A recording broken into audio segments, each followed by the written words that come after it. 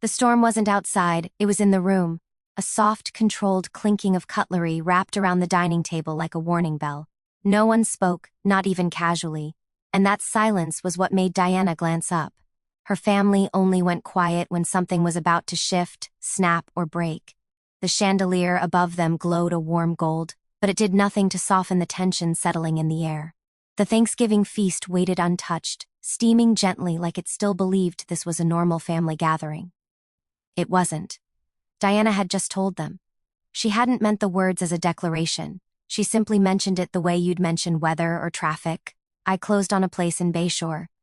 But the reaction, 3 stunned faces staring back at her, felt like she had confessed to a crime rather than shared an achievement. Her mother blinked first, not with surprise but with calculation. A condo in Miami? She repeated, careful with each syllable as if the sentence might cut her open. And, you didn't tell us you were even looking? Diana sat straighter. She had prepared herself for curiosity, maybe excitement. She hadn't prepared for interrogation. It happened fast, she replied softly. I've been working on a high-profile merger for months. I just finally had enough saved. It felt like the right time. Her father exhaled slowly, rubbing his temple with 2 fingers in a way that made her stomach twist. It was his classic disappointment before he speaks gesture. That's significant, he said. Something people usually share. Bethany didn't say anything, not with her mouth. Her expression, though, was a conversation all on its own. Disbelief, jealousy, and a twinge of something that looked like betrayal passed across her face like clouds crawling over moonlight. Of all the reactions, that one hurt the most. The silence stretched until it thinned into something fragile but sharp. So Bethany finally whispered, "You just bought a condo." In cash? Diana hesitated. Not cash, a mortgage. But yes, I had a big down payment. I've been saving for years. Bethany's lip curled, a small, involuntary movement, barely noticeable unless you were looking directly at her. Diana was, she always was. Her sister's expressions had been a map since childhood, when she was angry, when she was pretending, when she needed rescuing. Tonight, the map was lit up in red. The dining room was suddenly too small, the chandelier too bright, the roasted turkey too fragrant in a way that made the pit of Diana's stomach grow cold. I didn't think I needed permission, Diana said, gentler this time. I just wanted to share it with you. Her mother's reply was immediate, unfiltered. Sharing is different from presenting. The implication sat heavy, presenting, showing off, announcing what you have that someone else doesn't, and because they didn't say her name, Diana's eyes drifted toward her sister. Bethany looked down at her plate like she was trying not to cry, or trying not to scream. It was impossible to tell which. The storm swelled. Through the window behind Diana, the world outside remained still. The street lamps glowed. A dog barked somewhere. Cars hummed softly in the distance. Regular life continued, blissfully oblivious. Inside the dining room, however, an invisible line had been drawn, the kind that couldn't be erased. Her father cleared his throat. It must be nice, he said slowly, to have that kind of freedom. The word freedom lodged itself in Diana's chest, because that was exactly what the condo represented, a turning point she had fought tooth by tooth to reach. But sitting there, surrounded by 3 people she loved, 3 people who stared at her as if she had abandoned them by succeeding, she felt anything but free. For the first time, she sensed the truth rising through her like heat. This storm wasn't new. It had been building for years. Tonight was only the moment lightning finally struck. The conversation didn't resume after the storm broke. It merely shifted into a quieter, more dangerous current. Diana watched her family return to their meal mechanically, as if chewing slowly might somehow help them digest the news they'd just heard. Forks scraped plates. Glasses clinked faintly. But none of it felt like real movement. The room had been emotionally suspended, held in place by something heavier than silence. Her mother finally spoke again, voice deceptively light.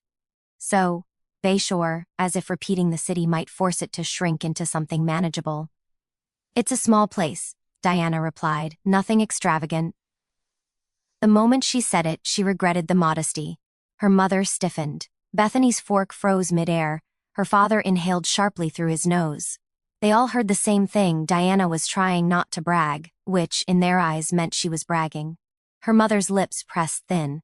"Sweetheart, you don't have to downplay it. You're successful. We know." The way she said successful wasn't admiration. It was accusation dressed as acknowledgement. Diana swallowed hard.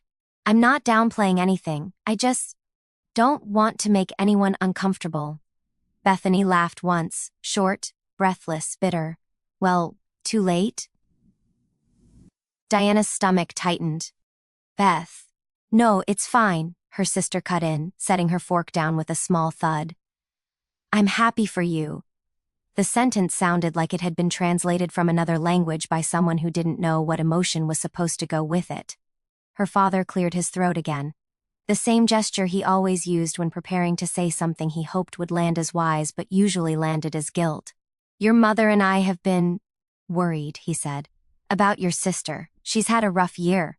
There it was, the pivot, the unspoken reason they were reacting this way. This wasn't about the condo, it was about comparison. Diana exhaled slowly. "I know she's been struggling. I've helped when I could." "You did," her father agreed quickly. "But now that you're more established, we hoped you might guide her a little more intentionally." Guide, assist, fix, carry.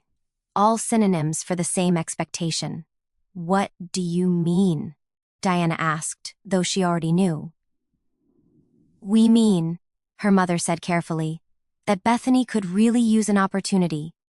Or at least, someone in her corner professionally." Diana's pulse thudded in her ears. There it was, the script she had been living for years, the one she could recite from memory. Bethany gave her a look, hurt mixed with desperation, and something darker, something that resembled entitlement. As if Diana's achievement had triggered a lever, unlocking a door Bethany believed she now had the right to walk through. "I'm trying," Bethany whispered, her voice trembling just enough to tilt the emotional balance in her favor. "But things are hard for me in a way they aren't for you." Diana flinched, not because it was cruel, because it was untrue. Things weren't easy for her, they were earned, layer by layer, scar by scar. "I don't mind helping," Diana said softly, "I never have. But it has to be real help, honest help, not shortcuts." Her mother's fork hit her plate like a judge's gavel. "Family doesn't talk about shortcuts, Diana. Family supports each other." "And I do," Diana insisted. "But I can't manufacture a career for someone. I can only mentor, encourage." "Be honest?" "Honest?" Bethany's voice cracked. "You mean critical?" Diana's throat tightened. "I mean realistic." Bethany pushed her chair back abruptly, the legs scraping against the wooden floor in a sound that sliced the room in half. "So now I'm unrealistic. Entitled. Unworthy. Because you got a condo you think you're better?" The accusation hit Diana like cold water. "No, that's not." Her sister stood. Her hands trembled, her voice didn't. "Just admit it. You don't want me anywhere near your world." The pain in her tone was real. The assumption behind it was not. Diana rose as well, heart pounding. "Bethany, I want you to succeed. I just won't build the road for you." But the line had already been crossed. Bethany's eyes filled with tears. Her parents exchanged a look, a quick, subtle alliance forming right in front of Diana. In that moment she realized something chilling. They didn't want help, they wanted absolution, and they believed it was her responsibility to provide it. The storm hadn't passed. It was evolving, shifting shape, sharpening edges. And the next strike was coming. The next morning was unnervingly bright. One of those winter days when the sun shines too boldly as though it's unaware of the damage left in its wake. Diana stood by her living room window, coffee cooling in her hand, replaying the night like a film she couldn't pause. Bethany's tremble, her father's stern exhale, her mother's quiet, devastating disappointment. All of it sat inside Diana like a stone. She hadn't slept. Every attempt to close her eyes only brought back the moment her family had silently chosen a side, one that didn't include fairness or effort or truth, only expectation. The buzz of her phone jolted her. A text, from her mother. "We're coming by, we need to talk, all of us." Her chest tightened, all of us. The phrase felt less like a family meeting and more like a verdict. Before she could answer, the intercom rang. They were already here. A surge of adrenaline shot through her. She wasn't ready. Not mentally, not emotionally, not in any way. She opened the door anyway, because some confrontations weren't optional. Her parents entered first. Bethany followed, arms crossed tightly, her eyes swollen but colder than the night before. The energy in the apartment felt wrong, like heat building before metal bends. Her mother didn't waste a second. "We need to talk about last night," she said sharply. "About the things you said, and the way you spoke to your sister." Diana stayed calm. "I wasn't harsh, I was honest. That's your problem," her father cut in. "You confuse bluntness with wisdom." A direct hit, one that knocked the air from her lungs. Bethany stepped forward. "I felt humiliated, Diana. I came home last night and I couldn't even look in the mirror. I've already lost enough. I didn't need my own sister looking at me like I'll never amount to anything." Diana shook her head. "Beth, I didn't say that. You didn't have to," Bethany whispered. "It was all over your face." Diana exhaled shakily. "I'm not responsible for what you imagine, I think." Her mother gasped. "How dare you speak that way to her?" The room erupted, voices overlapping, accusations flying like arrows. Diana felt surrounded, cornered. Their frustration had mutated into something deeper, hungrier. Her father's voice thundered above the chaos. "You owe her a chance, Diana." That word again, owe. They didn't hear her, they didn't see her, they only saw what they expected her to be. Her heartbeat surged. "I can't give her a job she's not ready for," Diana said firmly. "And you all know that. I won't risk my reputation, my team, or my integrity just to make you feel better." Silence. A heavy, stunned kind of silence. Then her mother delivered the blow she'd been holding. "After everything we've done for you," she said quietly, "this is how you repay us?" Diana stared at her, disbelief washing over her in a bitter wave. Repay? As if her adulthood was a debt. As if her success belonged to them. She swallowed hard, but before she could respond, Bethany spoke again, her voice trembling with something close to fury. "Fine," she said. "If you won't help me, then don't bother helping at all. Don't call, don't text. Don't show up when things get worse for me." A threat disguised as heartbreak. "What does that mean?" Diana asked. "It means," Bethany said with a broken laugh, "you get to enjoy your precious life alone. Let's see how happy your condo makes you when you have no one left." Her father added coldly, "Actions have consequences." Diana felt it, finally, fully. Like the moment a building shifts under its own weight. This wasn't disappointment. This wasn't misunderstanding. It was punishment. A quiet realization settled in her chest. They weren't here to reconcile. They were here to demand compliance. And when she wouldn't give it, they wanted her to feel replaced. Her mother stepped toward the door. "We'll give you space to think about what you've done." The phrasing was so absurd, so twisted, that Diana almost laughed. What she'd done?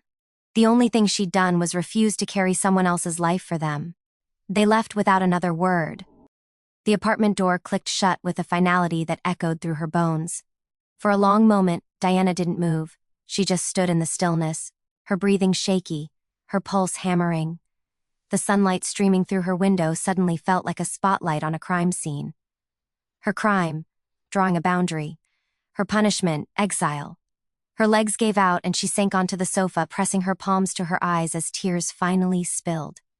Not because she regretted anything she'd said, but because she finally understood the truth. Her family didn't want her success, they wanted control over it. And now that she had taken control back, they were willing to lose her. The days that followed stretched out like a long, echoing hallway. Every sound sharp, every silence sharper. Diana moved through her apartment as if it were unfamiliar territory, her footsteps soft, her breathing too loud. The confrontation had left an aftertaste in her chest, something metallic and hollow, and no amount of coffee or work could wash it away. But the world outside didn't stop for family fractures. Monday came. Meetings stacked. Emails flooded her inbox. Deadlines pressed in. Her career carried on with brutal efficiency, the way machines do, indifferent to whatever human thing was breaking inside her. At work, she functioned like muscle memory. At home, she unraveled in quiet, invisible ways. Late one evening, while reviewing a development proposal, her phone buzzed. Unknown number. She almost ignored it, but something made her swipe, a voice she didn't recognize. "Is this Diana Rivera?" "Yes?" I'm calling from Kessler and Brandt Consulting. Your sister Bethany listed you as her reference for a senior coordinator position. Diana closed her eyes.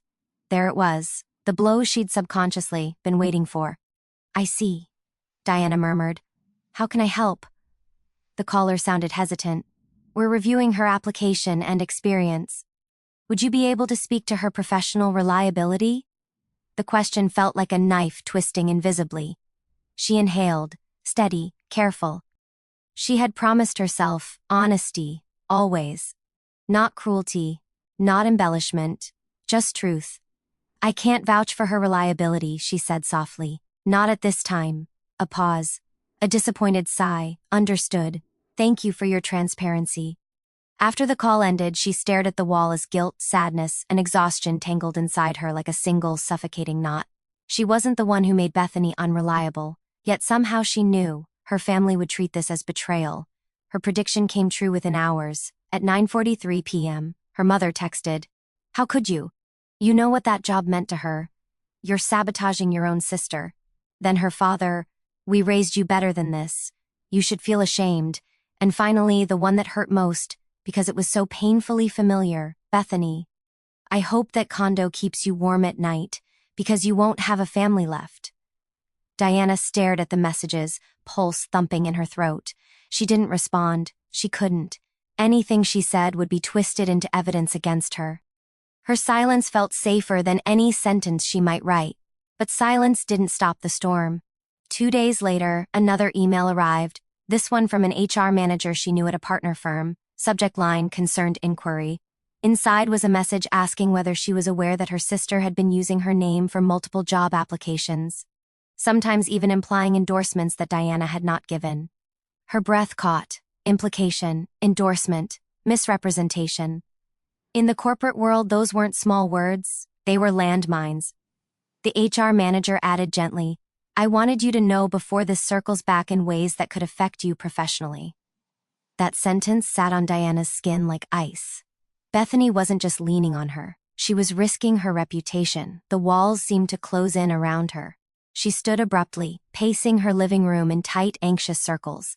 Everything she had worked for, every promotion, every late night, every deal she had closed, now felt precarious, vulnerable to fallout she hadn't created.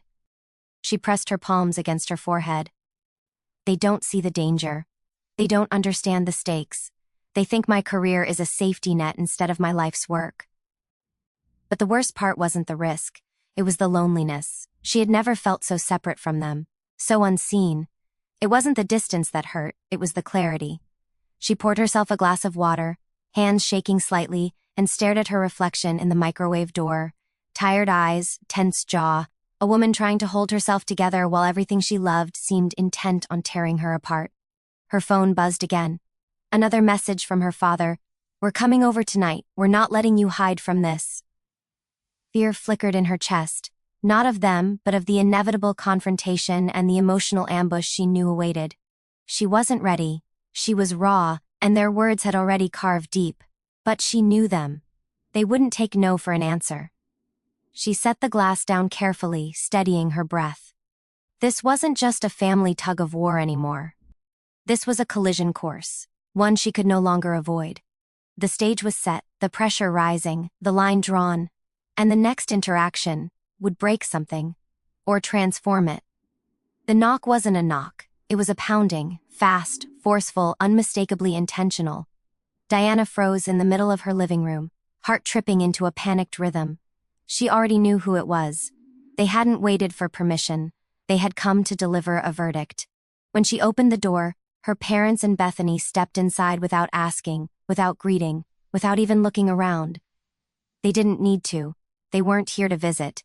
They were here to corner. Her father closed the door behind them with a decisive click, as if sealing off any chance of escape. Her mother went first. "I spoke to your aunt," she said, voice sharp enough to slice. "She told me what you did. You turned down that reference. You cost your sister a job." Diana steadied herself. "I told the truth. Nothing more." Bethany let out a sound, a shaky, gutted half-laugh. "You ruined everything. Again." "Beth, I didn't ruin anything. You keep using my name without asking." Because you're the only one with a future, Bethany snapped, stepping forward. And you treat your success like a trophy instead of something that could help me. Her father nodded hard. She only needs one chance, Diana, one. And you refuse because you're too proud. The word proud hit her like a blow. Diana felt something crack, quietly, somewhere deep inside. Not anger, not shame, something older, something she'd ignored for years. She inhaled. You think this is about pride? Do you have any idea how many times I've helped? How many times I've sent money, made calls, walked her through applications? How many times I've stepped in? No one asked you to keep score, her mother hissed. No, Diana said, her voice trembling. But somehow the score is always held against me. Bethany scoffed. You act like you're perfect. I act like I'm responsible, Diana snapped back. Because in this family, that's the role you shoved me into the moment I learned how to fill out a W-2. Her mother's face hardened. Lower your tone, no. Diana's voice broke on the word. Not this time. The room went still. Her father crossed his arms. If you had any compassion. Compassion? Diana repeated, breathless. You're confusing compassion with sacrifice. I'm not required to destroy my career to give Bethany a version of reality she hasn't earned. Bethany stepped closer, eyes glossy, shaking with a mix of fury and humiliation. Say it, Diana. Say what you really think. Of me. Diana swallowed. You're capable of more than this. But you refuse to try because you expect everyone else to carry you. Bethany recoiled like the words were physical. You think I'm a failure? No, Diana said quietly. I think you're terrified. But your fear isn't my responsibility. Her mother shot forward. Unbelievable, after everything we've done. And something inside Diana finally snapped. What have you done? She asked, voice rising. Not in anger, but in long-suppressed grief. You shielded Bethany from consequences her entire life. You softened every fall, rewrote every mistake. And when I worked myself to exhaustion, you called it independence instead of struggle. Her parents stiffened. Her breath came faster now, emotions swelling, unstoppable. You never asked if I needed help, she continued. Not once. Not when rent was late. Not when I worked 2 jobs. Not when I was drowning in self-doubt. You let me suffer because it was convenient. Because it made me the strong one, the reliable one, the one who could always pick up what she dropped. Her mother's eyes widened, stunned at the accusation, because for the first time, Diana wasn't trying to be composed. She wasn't trying to be diplomatic. She was breaking open. Diana pointed to Bethany. She deserves support, but not a shortcut, and definitely not at the cost of everything I've built. Bethany's voice trembled. So you won't help me. I already did, Diana whispered. Every time I held myself together so you could fall apart. Silence. A painful, cavernous silence. Her father shook his head slowly. If that's truly how you see us, maybe we don't belong in your life after all? The blow landed with surgical precision. Diana staggered, but not backward. Forward. Into truth. You're right, she said, tears streaking down her cheeks. Maybe you don't. Her mother gasped. Bethany's jaw dropped. Her father's expression collapsed. But Diana wasn't done. I won't let you weaponize love into obligation anymore. I won't be the family fix. I won't be the ladder you climb or the cushion you fall on. I'm done losing myself to keep peace that only exists when I'm sacrificing something. And then she said the words that ended everything. You don't get to punish me for no longer carrying the weight you put on me. Her father reached for the door. Her mother stared at her like she was unrecognizable. Bethany whispered, You'll regret this. Diana wiped her face. No, she said softly. For the first time, I won't. They walked out. The door closed. And the silence that followed wasn't empty. It was freedom. The days after the confrontation didn't shatter Diana. They hollowed her first. Grief was quieter than she expected. Not a sob, not a scream, just a persistent ache that followed her through hallways, elevators, and late-night walks. It wasn't the loss of her family she mourned. It was the realization that she had never truly belonged to them, unless she was bending. She moved through life slowly for a while, like someone learning how to inhabit new bones. Then, quietly, the rebuilding began. Her job became both refuge and reminder. She threw herself into work not to escape, but because it was one of the few places where truth still mattered. Effort meant results. Consistency meant trust. Integrity meant something tangible. Her director called her into a meeting 2 weeks later. "Your handling of the Kessler deal," he said, sliding a folder across the table, "was exceptional. We've been discussing a senior lead position. I'd like you to consider it." Diana felt the ground steady beneath her feet again, piece by piece. Not because of the promotion, but because for once, something good in her life wasn't being treated like a crime. She accepted. And with that decision, her world widened. The condo in Miami, her refuge, her symbol, became her safe haven. She spent weekends there, barefoot on cool marble floors, listening to the ocean fold into itself. The sound wasn't loud, it was steady, a heartbeat outside her own. From the balcony, she watched the horizon blur into evening light and felt something she hadn't felt in months: stillness. One Sunday morning, her aunt called, the one who had always watched from the sidelines, quietly chronicling truths others ignored. "I heard what happened," her aunt said gently. Diana braced herself. What she heard instead was a sigh, soft, compassionate. "You deserved better," her aunt continued. "And you did what they never had the courage to do." Diana didn't ask what that meant. Deep down she knew. Her aunt added, "You set a boundary, and boundaries terrify people who rely on your lack of them." A single tear slipped down Diana's cheek. Not from sadness. From validation. A language she had rarely heard spoken to her. Months passed. The silence from her family stretched on. No longer a threat, but an empty hallway she no longer needed to walk down. Then one afternoon, as she sat reviewing plans on her laptop, her phone buzzed. "Bethany." The message was short, clumsy, hesitant. "I'm trying. Really trying this time. Got a job. Not fancy, but stable. I know I pushed you away. You didn't deserve that." Diana stared at the words. Not with anger, not with hope, with something softer: curiosity. She replied after a long pause, "I'm glad you're working. One step at a time. We'll figure the rest out when we're both ready." The phone didn't buzz again, and she didn't expect it to. Healing wasn't a sprint. It wasn't even a walk. It was a slow, almost imperceptible unfolding. Seasons shifted. Diana grew into herself with a steadiness she had never known. She learned to say no without apology, learned to accept praise without shrinking, learned that family was not immunity from consequences. One evening, she stood on her balcony again, looking out at the cobalt water reflecting the dying sun. The wind carried a gentle saltiness, brushing against her face like a reminder that life kept moving whether she braced for it or not. She closed her eyes. Behind her sat a stack of contracts she had completed, a glass of wine half full, a leather notebook with her goals, all small artifacts of a life she had chosen intentionally, free from emotional negotiation. For the first time, she felt the weight of solitude not as emptiness but as room.